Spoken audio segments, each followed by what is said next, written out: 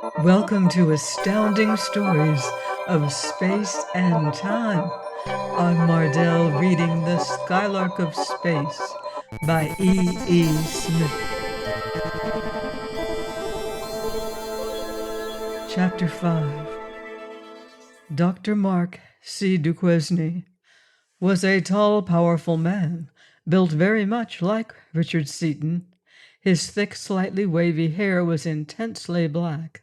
His eyes, only a trifle lighter in shade, were surmounted by thick, black eyebrows, which grew together above his aquiline, finely chiseled nose.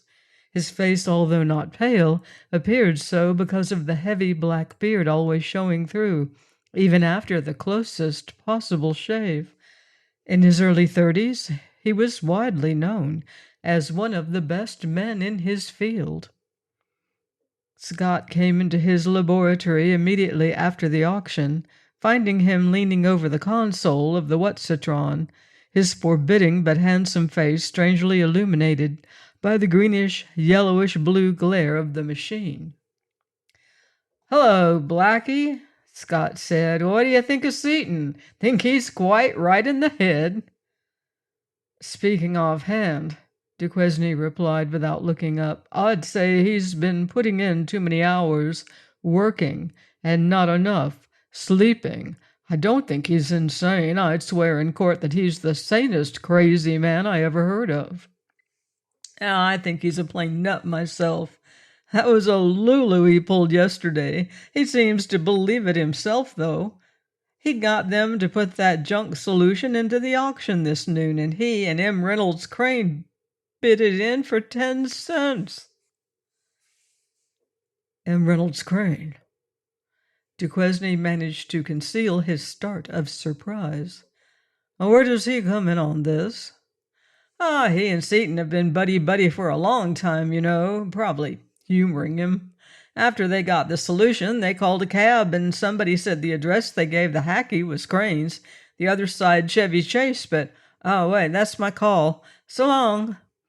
As Scott left, Duquesne strode over to his desk, a new expression, half of chagrin, half of admiration, on his face. He picked up his telephone and dialed a number. "Brookings," Duquesne speaking. "I've got to see you as fast as I can get there. Can't talk on the phone. Yes, I'll be right out." He left the laboratory building and was soon in the private office of the head of the Washington or diplomatic branch of the immense World Steel Corporation. "How do you do, Dr. Duquesne?" Brookings said as he seated his visitor. "You seem excited." "Not excited, but in a hurry. The biggest thing in history is just breaking, and we've got to work fast if we want to land it. But before I start, have you any sneaking doubts that I know what I'm talking about?" "Why, no, Doctor, not the slightest. You are widely known. You have helped us in various matters." "Say it, Brookings. Deals is right. This is going to be the biggest ever. It should be easy. One simple killing and an equally simple burglary. And won't mean wholesale murder like that tungsten job." Oh, no, Doctor, not murder. Accidents. I call things by their right names. I'm not squeamish. But what I'm here about is that Seaton of our division has discovered more or less accidentally total conversion atomic energy. And that means? To break it down to where you can understand it, it means 1,000,000,000 kilowatts per plant at a total amortized cost of approximately 1/100th of a mil per kilowatt hour. A look of scornful disbelief settled on Brookings' face. "Sneer if you like. Your ignorance doesn't change the facts, and doesn't hurt my feelings a bit. Call Chambers in and ask him what would happen if a man should liberate the total energy of 100 pounds of copper in, say, 10 milliseconds. "Pardon me, Doctor, I didn't mean to insult you. I'll call him in." Brookings called, and a man in white appeared. In response to the question, he thought for a moment, then smiled. At a rough guess, it would blow the whole world into vapor and might blow it clear out of its orbit. However, you needn't worry about anything like that happening, Mr. Brookings. It won't, it can't. Why not? Because only two nuclear reactions yield energy: fission and fusion. Very heavy elements fission, very light elements fuse. Intermediate ones, such as copper, do neither. Any possible operation on the copper atom, such as splitting, must necessarily absorb vastly more energy than it produces. Is that all? That's all, thanks. You see, Brookings said when they were again alone, Chambers is a good man, too, and he says it's impossible. As far as he knows, he's right. I'd have said the same thing this morning. However, it has just been done. How? Duquesne repeated certain parts of Seaton's story. But suppose the man is crazy. Well, he could be, couldn't he? Yeah, he's crazy, like a fox. If it were only Seaton, I might buy that. But nobody ever thought M. Reynolds Crane had any loose screws. With him backing Seaton, you can bet your last dollar that Seaton showed plenty of real stuff. As a look of conviction appeared upon Brookings' face, Duquesne went on. Don't you understand? The solution was government property, and he had to do something to make everybody think it was worthless so he could get title to it. It was a bold move.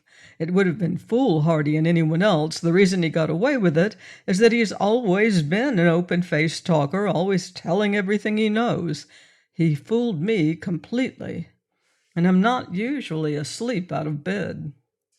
What is your idea? Where do we come in?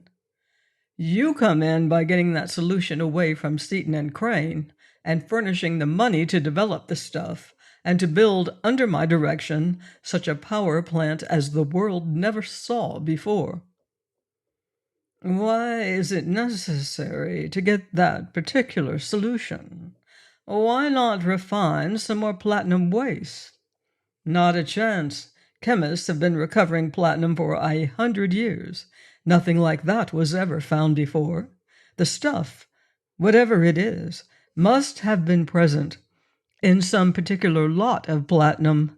They haven't got all of it there is in the world, of course, but the chance of finding any without knowing exactly what to look for is extremely slight.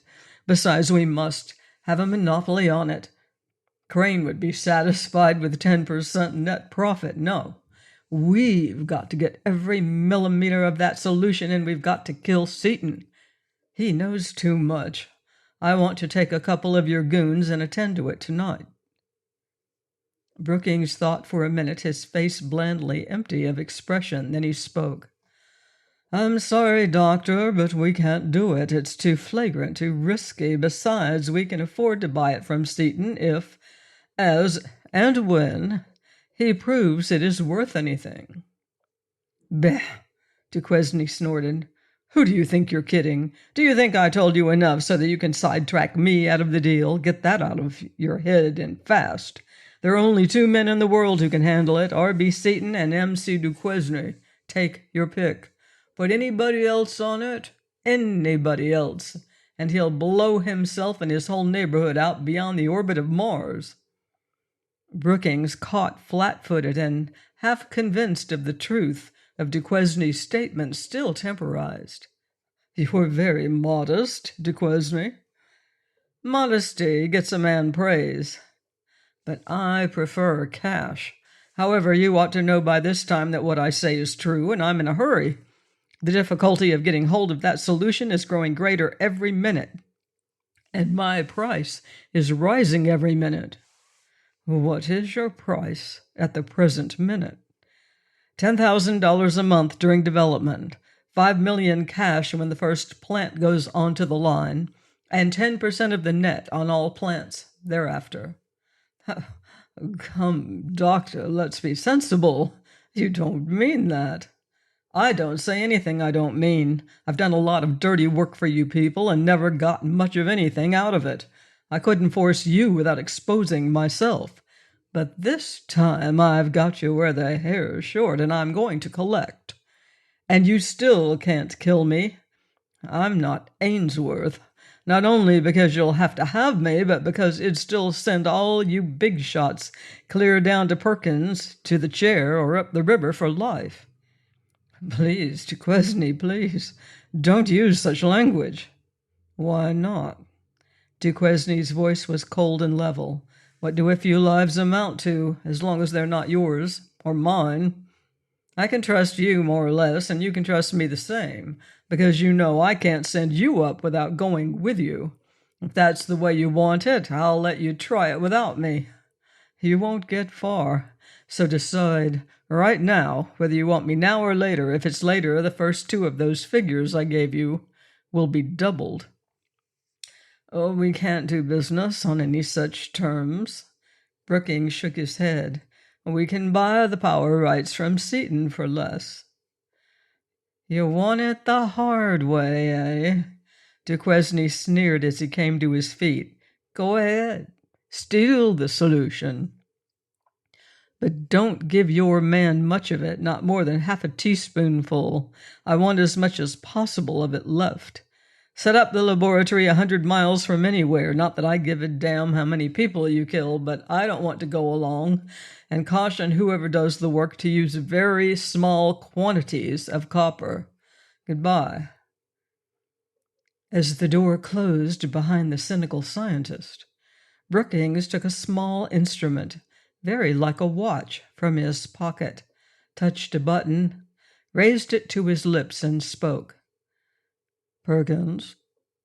Yes, sir. M. Reynolds Crane has in or around his house somewhere a small bottle of solution. Yes, sir. Can you describe it? Not exactly. Brookings went on to tell his minion all he knew about the matter. If the bottle were only partially emptied and filled up with water, I don't believe anybody would notice the difference. Probably not, sir. Goodbye. Brookings then took his personal typewriter out of a drawer and typed busily for a few minutes. Among other things he wrote, "And do not work on too much copper at once.